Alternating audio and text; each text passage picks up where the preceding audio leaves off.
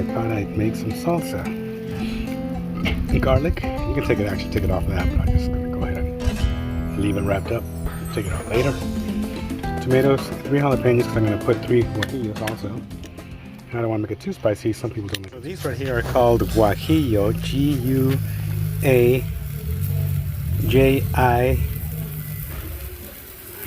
G-U-A-J-I-L-L-O.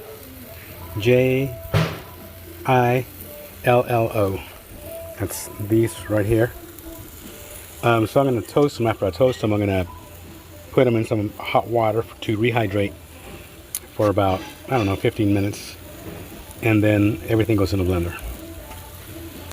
And the onion and the cilantro go in there at the very end after it's been blended. So the Guajillo peppers are dehydrating. Oh, Ian, Chad will be here also.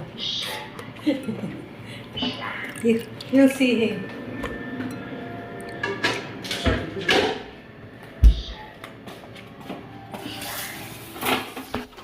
Just peel the tomatoes.